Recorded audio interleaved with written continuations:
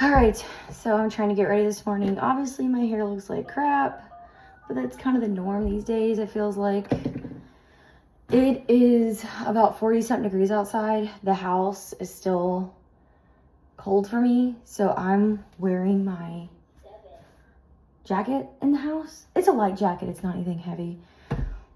But yeah, that's what I'm doing this morning. So it's Black Friday, but I'm staying home because, well, yeah, I have a kid.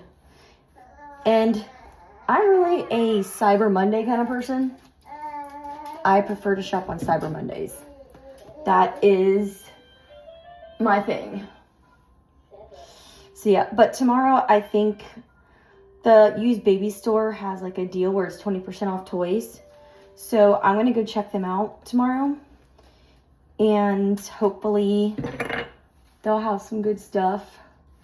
But my goal today is to get my tree out from storage and get it set up.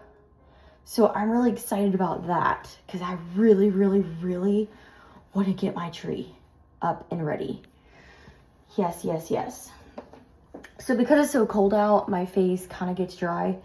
I'm going to put on some moisturizer. Even though they say to do this, like, basically at night, I'm doing it now because honestly, I always forget. But yeah. And I also have an acne breakout going on right now. Yeah. Gotta love that too. So again, there's no telling from what. So yeah. So I figured what we could talk about is, well, this week, because I'm working on my series, and sometimes location plays a key, right? Because you have to get the details right. You have to get all the details right. So I got to thinking, you know what? Let's talk writing and location inspo. Okay? So a lot of my stories, I try to incorporate Florida as much as possible, whether the characters are from Florida or the story itself also takes place in Florida.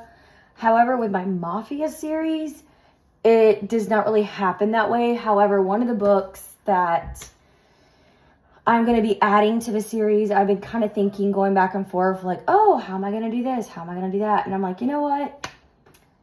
I already kind of know how I want it to go, but it's actually going to be based in Florida. So the character is going to be living here. The girl that he falls for is a Florida girl. But other than that, a lot of the other characters in that series aren't from Florida. So yeah, that's like the only ones really from Florida. So the Mafia series is a little different. But my other books, they're from Florida. And they take place in Florida. Well, some of them take place in Florida. But yeah, so sometimes it's interesting when you try to find like inspiration for, let's say, I don't know, like whatever, you know, like whatever location's going on in your head. I like to draw from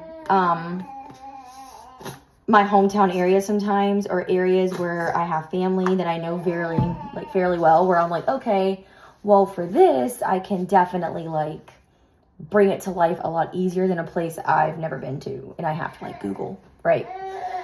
So that's pretty important as a writer on that aspect of it.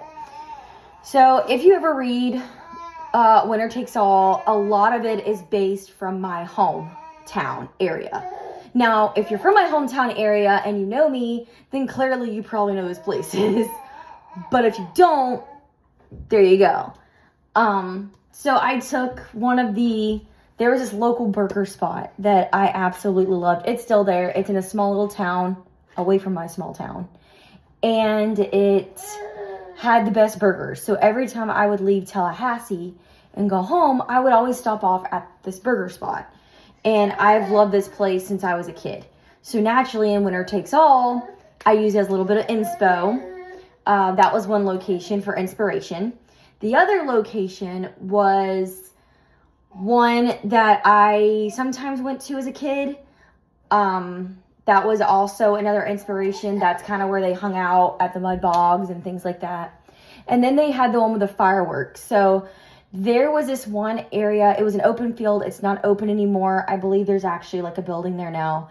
But one of the local towns would always do fireworks every year.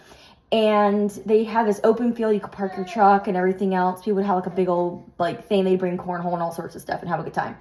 And I was like, in my mind, automatically went right to that point, like that time, when I thought of the fireworks scene in Winner Takes All. I'm like, you know what? That's actually a great idea. I'm going to incorporate that location into this and kind of bring it like to life. So there's a lot of inspiration places, like locations that I grew up seeing and knowing, and they're in my books. For a lot of people, when they've read Chasing the Buckle and they're familiar with Florida, they're like, I'm getting the vibe of like South Orlando area. And I was like, oh, very good. That's exactly where it was. Because that's where my dad's family is from, is like the South Orlando area. So I really drew from that area and created the location for the farm for Chasing the Buckle. So there's a lot of different things in that one. That was, and then of course I've been to Austin. Like I love Austin. Like I almost moved there.